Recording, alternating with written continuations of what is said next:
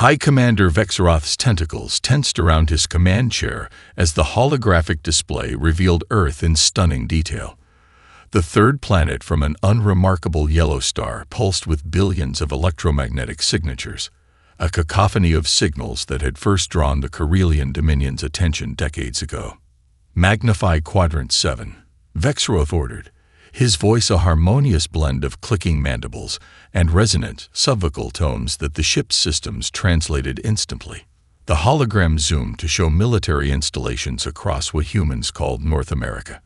A decorated veteran of 17 successful planetary conquests, Vexaroth clicked his primary mandibles in anticipation of what his battle metrics indicated would be his easiest victory yet.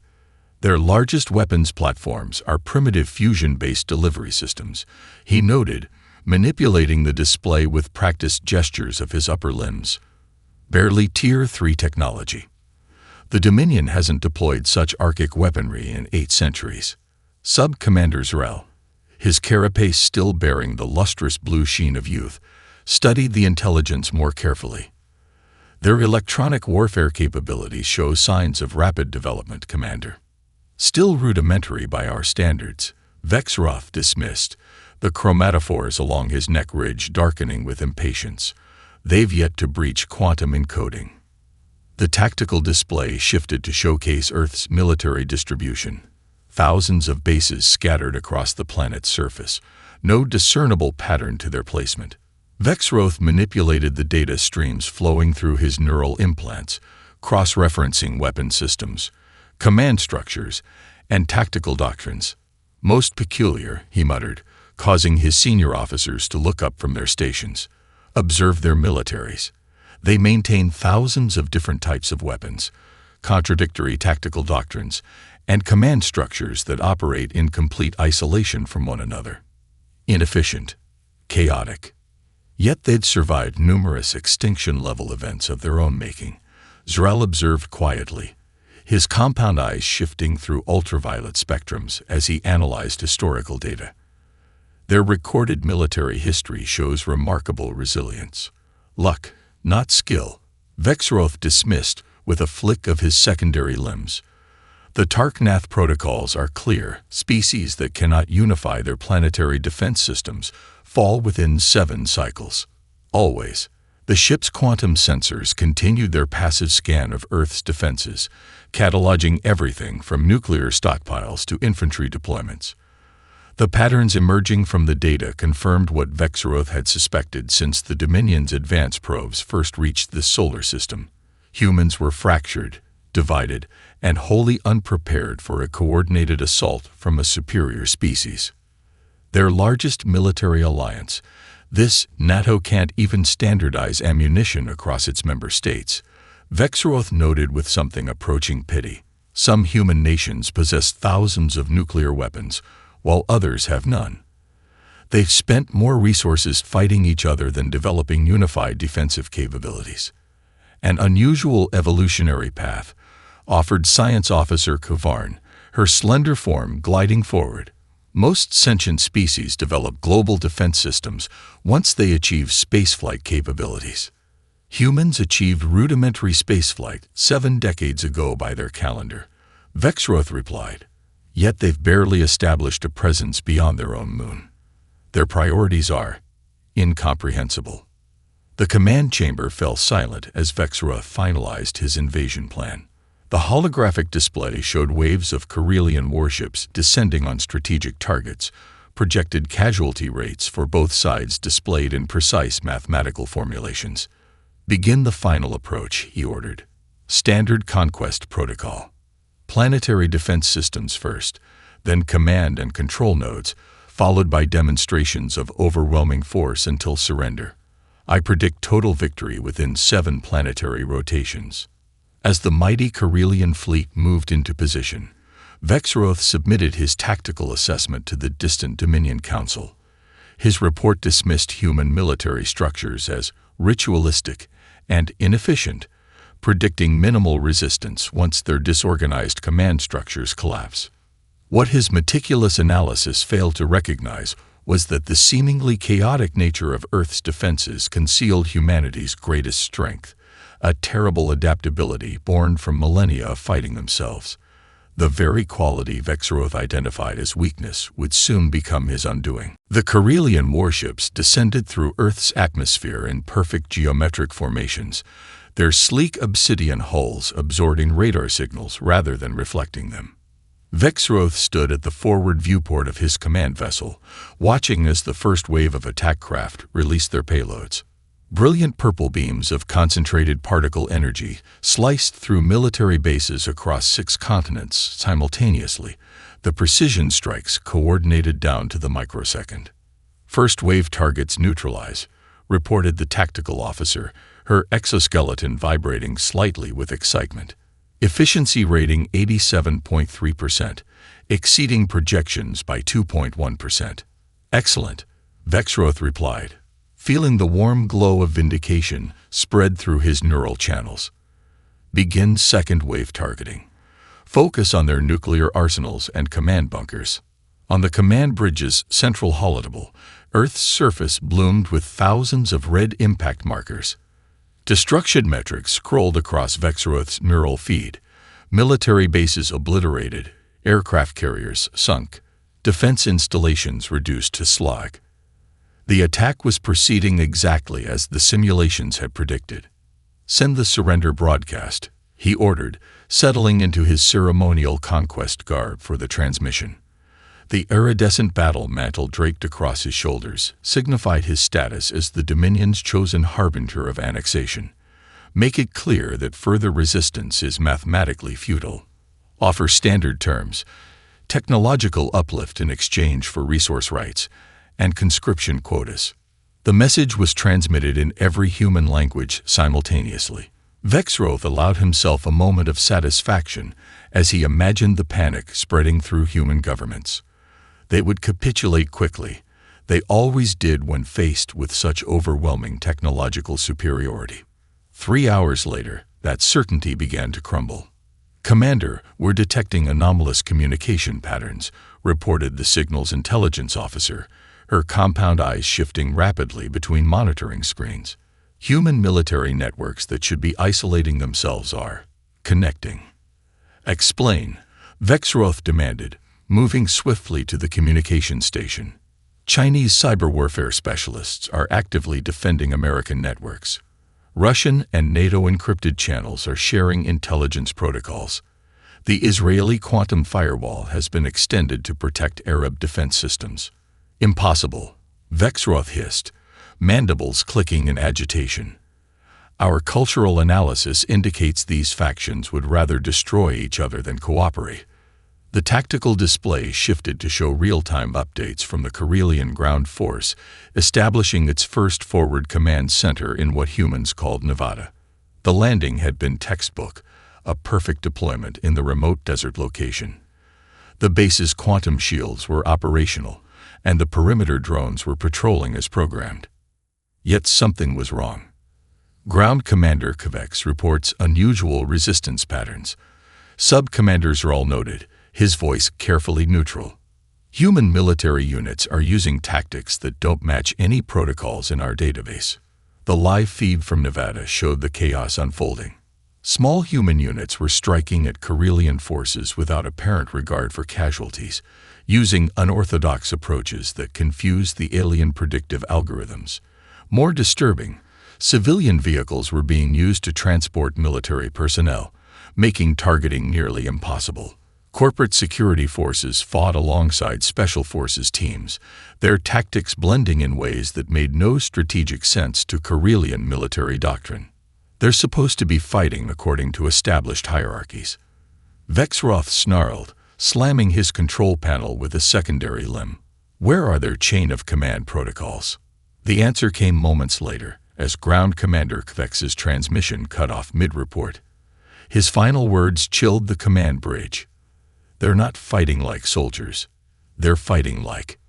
The tactical display showed Kvex's life signs flatline. The cause, when identified, seemed almost primitive. A ballistic projectile from a human sniper rifle, modified with scavenged components from a downed Corellian scout ship. The improvised ammunition had somehow penetrated shielding designed to withstand energy weapons 1,000 times more advanced. "How could they adapt our technology so quickly?" whispered a junior officer. The question hung in the air as Vexroth stared at the tactical display, watching as more red indicators showed Corellian casualties, each one a data point suggesting his perfect invasion plan might not be so perfect after all. 3 days into what should have been a victory procession, High Commander Vexroth stood motionless before the holographic war table, his 4 arms rigid at his sides. The command chamber had fallen silent, officers attending to their stations with an uncharacteristic stillness that spoke volumes in a species that communicated as much through body movement as vocalization. The casualty reports floating before him defied every prediction algorithm in the Dominion's extensive warfare database. Corellian losses were 43% higher than projected, and the resistance wasn't diminishing. It was intensifying with each passing hour. "How?" Vexroth finally asked, the single word reverberating through the chamber. "How are they adapting so quickly?" The intelligence officer manipulated the display to show captured footage of human soldiers already wearing salvaged components from Corellian exoskeletons. Somehow, they had determined the weak points in the alien armor and were modifying their primitive ballistic weapons to target those vulnerabilities with devastating effectiveness. Their communication networks should have been crippled in the first attack wave. Sub-Commander Zral noted, his carapace now bearing stress fractures along its normally pristine surface. Instead, they've created entirely new ones using our own quantum relay emissions as carriers. They're intercepting our tactical data. Vexroth's chromatophores darkened to a deep indigo, the Corellian equivalent of a cold fury. Impossible. The encryption is based on dimensional folding principles. Their mathematics shouldn't even have the language to describe such concepts. Yet they're doing it. Zral replied simply, calling up another video feed. The footage showed a Corellian elite shock unit, veterans of 3 previous planetary conquests, being systematically eliminated by what appeared to be human adolescents using improvised weapons and tactics that appeared chaotic yet devastatingly effective. The young humans moved without centralized command, adapting instantly when Corellian troops shifted formation. Our cultural analysts have identified the tactical basis for this particular human unit, offered Intelligence Officer Tukur hesitantly. They appear to be employing strategies derived from what humans call video entertainment, specifically something called first-person shooters and battle royale games. Games? Vexroth's voice dropped to a dangerous register. "We are being defeated by tactics derived from recreational activities." "Not defeated, Commander," Tukur hastily corrected. "But the resistance exceeds all projected models." Vexroth turned to the Science Division representative, who had been uncharacteristically silent. "I want a deeper analysis of human military history, not just the last century. Everything. There must be a pattern we're missing. Some explanation for this. Adaptability." 3 hours later, the results of the analysis left Vexroth staring at the data in disbelief.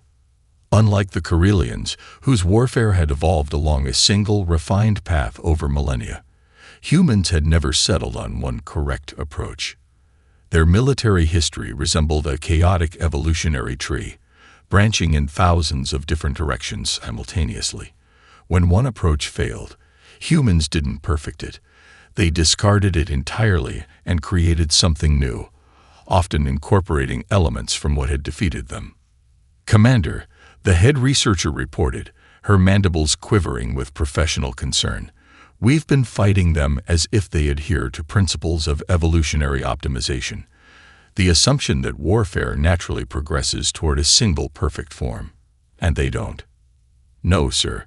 Evidence suggests humans view warfare as a problem to be solved by any means available, not a ritual to be perfected. Their greatest military leaders weren't those who mastered established doctrine, but those who abandoned it when necessary." Vexroth absorbed this information in silence, the implications sending tremors through his neural pathways. The Dominion's entire approach to conquest was based on the principle that all sentient species developed along predictable paths. If humans were an exception, recalculate all tactical projections, he ordered, his voice unnaturally steady, and prepare a secondary invasion force. I suspect we may need it. On the fifth day, as Vexaroth frantically recalibrated his strategic models, the Corellian command ship shuddered violently. Emergency lighting bathed the bridge in pulsing crimson as alarms blared from every station. Status report, Vexaroth demanded, his equilibrium tentacles extending to stabilize his posture. We're experiencing simultaneous system failures across the fleet, the communications officer reported, her manipulator appendages moving frantically across holographic interfaces. Ship after ship is reporting navigation and targeting systems going offline. Vexaroth stalked to the communications station, shoving the officer aside to see the data himself. It was impossible. The first coordinated human counteroffensive was targeting not their weapons or shields, but their communication systems. What is this? He roared as ship after ship reported failures. How are they penetrating our quantum-encrypted networks? The cybersecurity chief, a specialist transferred from the Dominion's most secure research facility, trembled visibly. Commander, they're using methods our systems classified as too inefficient to merit countermeasures. Simple brute force attacks, primitive code injections, techniques that haven't been considered threats for centuries. Yet they're working, Vexaroth observed coldly. Yes, because they're being implemented simultaneously from thousands of different vectors. Our systems are designed to counter sophisticated attacks, not this.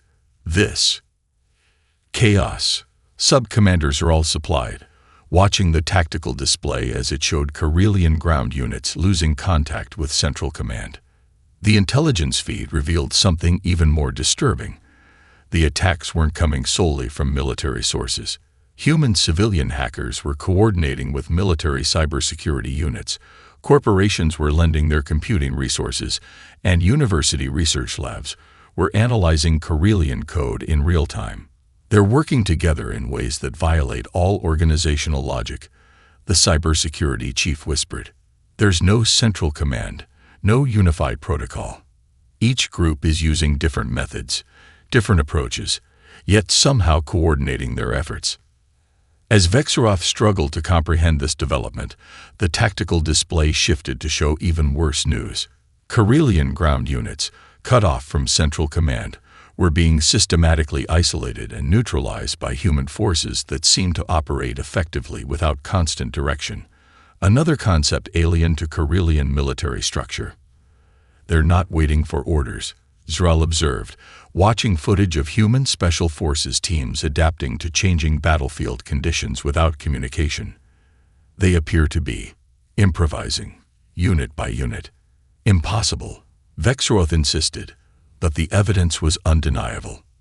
The final shock came when the tactical officer reported the humans had successfully captured a Corellian dropship and were already using it against its former owners, with modifications that somehow improved its atmospheric maneuverability. The human pilots have reconfigured the gravitational compensators, the officer reported in disbelief. They've increased thrust efficiency by 22% by removing safety protocols our engineers considered essential. Vexaroth felt the first genuine chill of fear slide down his spinal ridge. His mandibles clicked involuntarily. A sign of deep distress his officers pretended not to notice. They're not fighting according to any recognizable pattern, Zral observed quietly. And they learn with terrifying speed.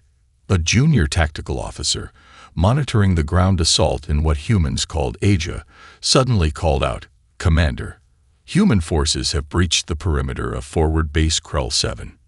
They're singing. Singing." Vexaroth's confusion was evident. "Yes, sir. All attacking units are vocalizing the same musical pattern while fighting. Our psychological profilers are unable to determine the purpose, but it appears to be coordinating their movements without standard communications."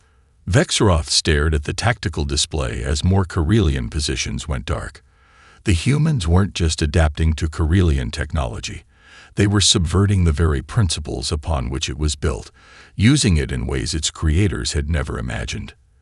"They're not fighting with doctrine," he murmured, the realization finally solidifying in his mind. "They fight with whatever works. And they learn with terrifying speed." As his invasion crumbled around him, Vexroth retreated to his private command chamber. The room, designed to provide physiological and psychological comfort to its occupant, felt suffocating now. The walls, programmed to display the glory of previous conquests, showed only static as the ship's systems prioritized critical functions over aesthetic ones. A chime announced an incoming priority transmission from the Dominion homeworld, millions of light-years distant yet connected through the quantum entanglement network that made the Empire possible. Vexroth straightened his posture, adjusted his ceremonial command harness, and accepted the transmission. The hologram that materialized was not the Dominion Council he expected, but a single figure, Admiral Calthar, the Empire's most decorated military historian and Vexroth's former mentor. The ancient Corellian's exoskeleton bore the distinctive marks of 14 successful conquests, reinforced with ceremonial medals that glinted in the holographic projection. One of his 4 arms had been replaced with a prosthetic after a long-ago battle, and his face bore scars that predated modern regeneration technology. "You arrogant fool," the Admiral began without ceremony, his voice carrying the harmonic resonances of advanced age. "I've been analyzing your battle data. You've walked into a tactical situation unlike anything in Dominion history." Vexroth bristled at the rebuke, chromatophores flashing defiance. "Their technology is primitive, Admiral. We still maintain overwhelming firepower advantage." "Technology means nothing," Calthar interrupted, manipulating data streams with his prosthetic arm. "I've completed a deep analysis of human conflict patterns. They are utterly unique among all species we've encountered in 9,000 years of expansion." "In what way?" Vexroth asked, his defiance faltering. "Humans are the only known sentient species whose primary evolutionary pressure was fighting themselves for millennia," the Admiral explained, his tone shifting to that of a lecturer. "Do you understand what that means? While the Corellian military developed along a single perfected path under the guidance of the central doctrine, humans have thousands of different military traditions that have been tested against each other repeatedly." The Admiral's hologram manipulated data streams, showing clips of Earth's military history, guerrilla fighters defeating technologically superior colonial forces, special operations teams accomplishing objectives that should have required far larger forces, civilian populations continuing resistance long after conventional defeat. "Look at this data," Calthar continued, displaying combat metrics that Vexroth had overlooked. "No 2 human military organizations fight the same way. Their apparent lack of standardization isn't weakness. It's an evolutionary advantage developed through constant competition." A series of battlefield images appeared, human forces adapting in real time to changing conditions, small units functioning autonomously, leaders making decisions without consulting central command. "They don't fight to demonstrate superiority or to perfect a system," the Admiral concluded grimly. "They fight to win by any means necessary. Their apparent chaos conceals their greatest strength, adaptability. This mission is compromised. You must retreat immediately before they capture more of our technology." Vexroth's inner eyelids flickered rapidly, a sign of cognitive distress. "We cannot retreat. The Dominion has never abandoned a conquest. My career. Your career will be the least of our concerns if humans gain access to our interstellar capabilities." Calthar interrupted. "Consider the implications, Commander. A species that adapts this quickly with our technology."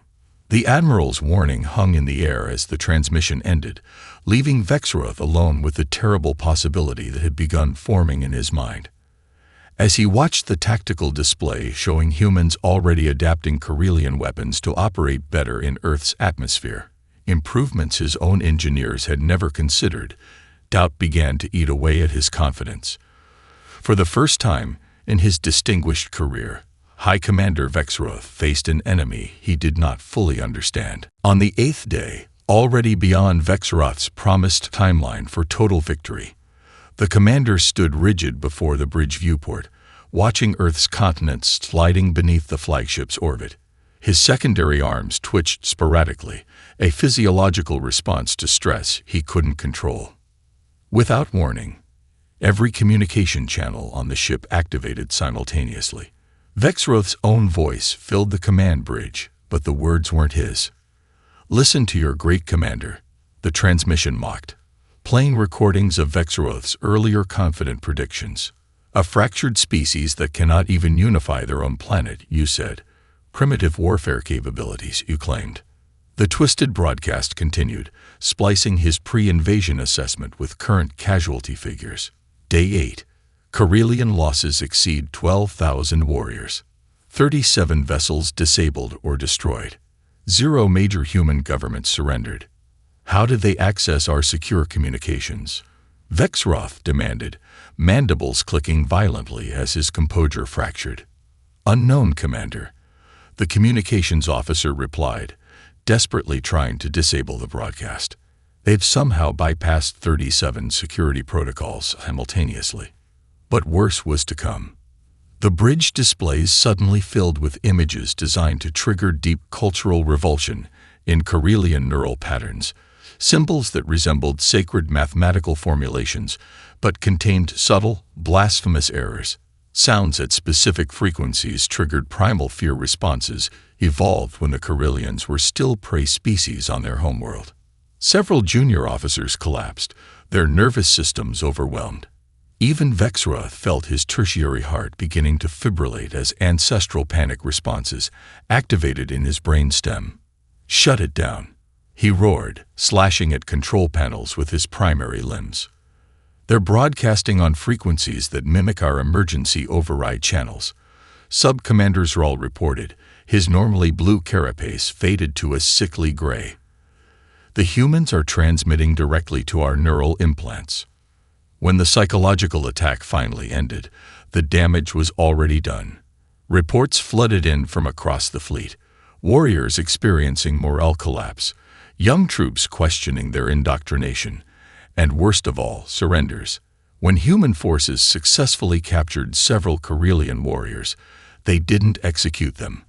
They offered them sanctuary, a concept so alien to Dominion warfare that it created profound dissonance in the Corellian military consciousness. "This is impossible," Vexroth whispered as reports of mass surrenders reached him. "How could they analyze our psyche so quickly?" The answer came from an unlikely source, a junior cultural analyst who had been studying human entertainment broadcasts before the invasion. "Sir," the young officer ventured, "humans have entire academic disciplines dedicated to understanding alien perspectives. Their fiction is full of stories about communicating with and understanding non-human minds." The officer activated a display showing thousands of human films and books that speculated about extraterrestrial contact. "They've been preparing for us without knowing we exist," she continued. "They're not just studying our weapons, they're studying us. Their rapid analysis of our psychology isn't accidental. Their entire culture is built around imagining the other and how to communicate with it or defeat it." Vexroth's mandibles fell slack as the implications settled in his mind. The Corellians had studied human military capabilities for decades, but had dismissed their cultural outputs as irrelevant noise. Now he understood. Their stories weren't just entertainment. They were psychological preparation for this very moment.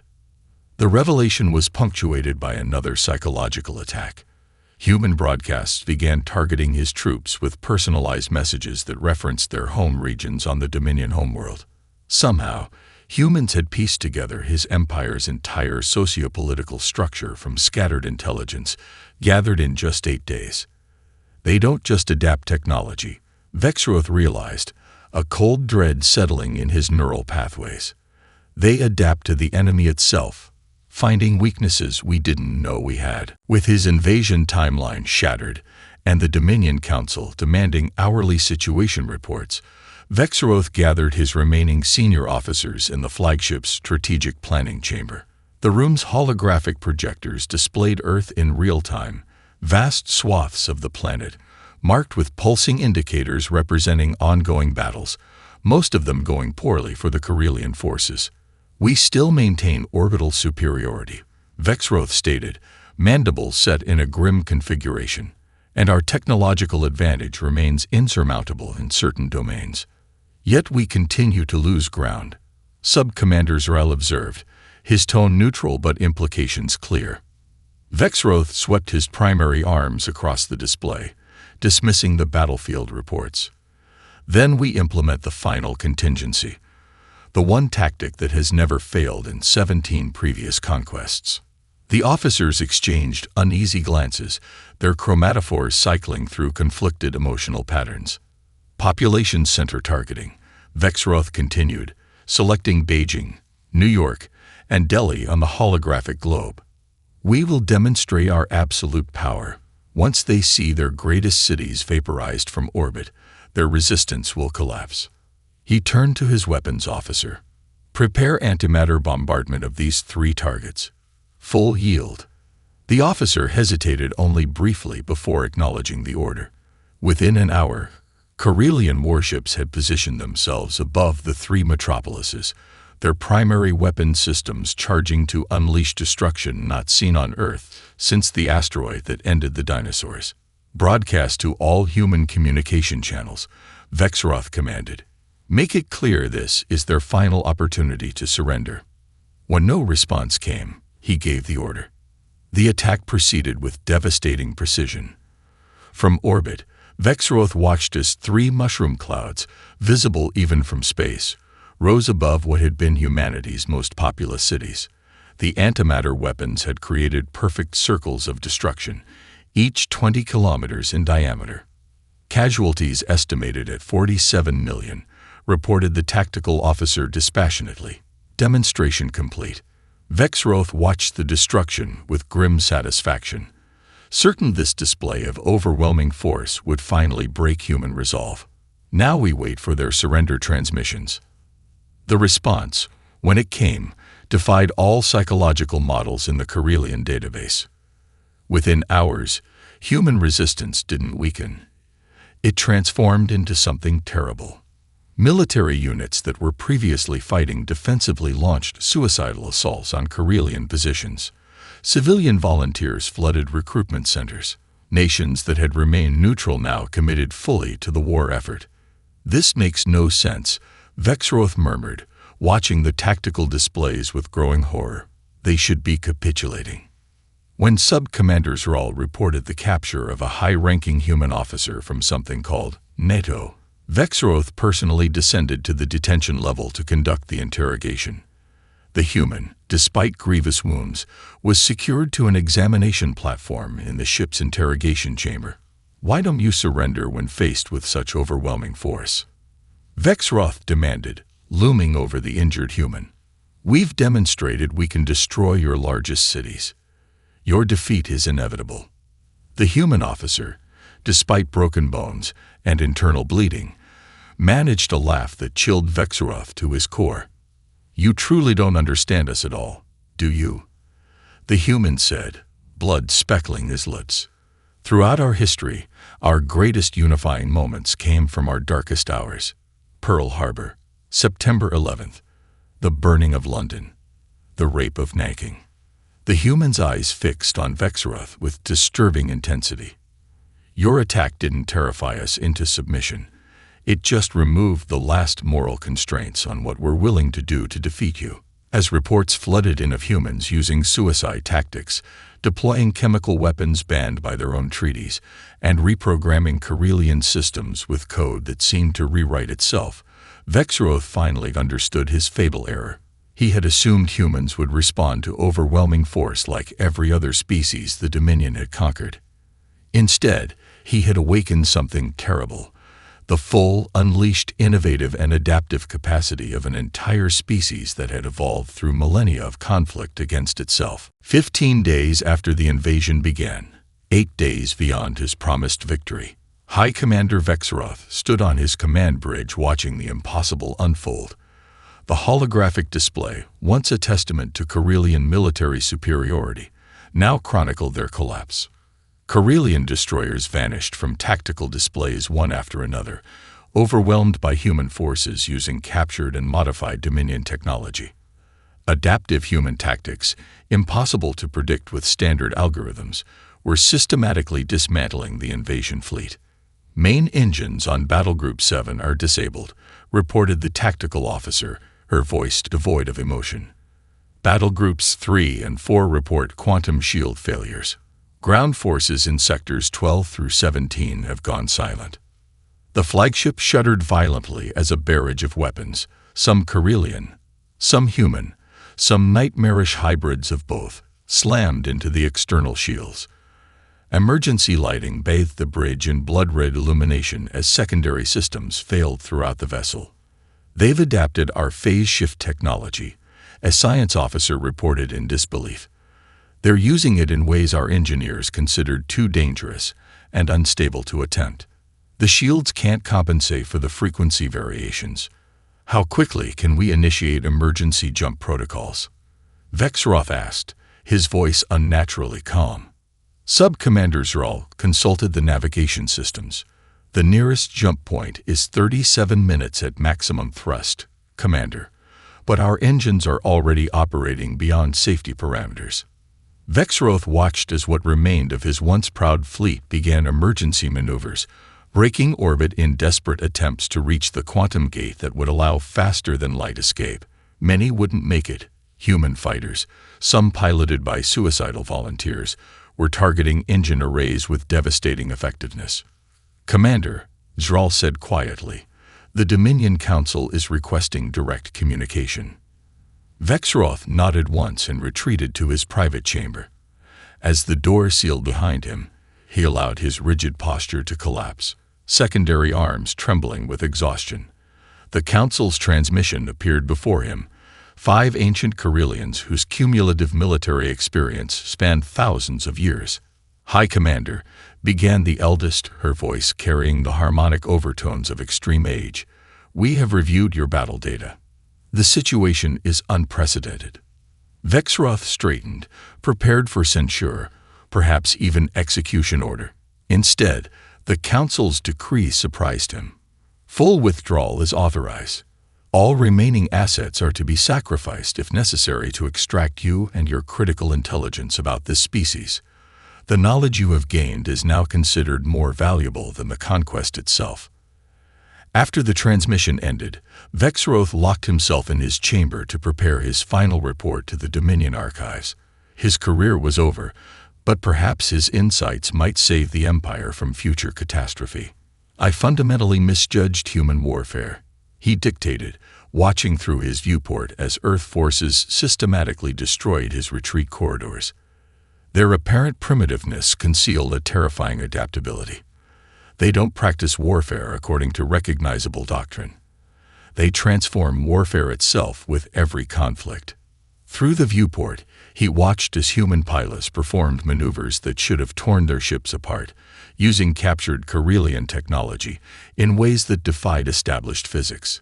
His ship's AI calculated a 94% probability of being boarded within the hour. Vexaroth added a final entry to the Dominion Xenological database, even as the sounds of fighting echoed through his ship's corridors. "Beware species that evolve through internal conflict. While we fought other species, humans fought themselves for millennia, creating a crucible of military innovation unlike anything in the galaxy. They don't fight to maintain doctrine. They fight to survive, by any means necessary." He paused, hearing the distinct sound of human cutting tools beginning to breach his chamber door. "I failed to see that humans don't have a way of war. Warfare is their way, conflict their teacher, and adaptation their strength. They've now combined their terrifying adaptability with our technology. May the ancestors forgive me for what I've unleashed upon the stars."